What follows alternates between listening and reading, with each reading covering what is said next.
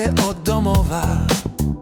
Dvaja Slováci sa stretli, práca bola nová. Robo a Saška, príbeh začal plachý, no s pohľadmi staropramennými svet bol zrazu ľahký.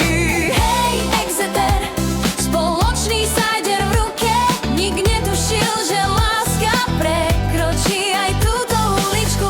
Hotely s mamou Šošou, čo pracovala s nimi, ich príbeh rástol, v srdciach mali sny. Čas plynul a všetko sa menilo.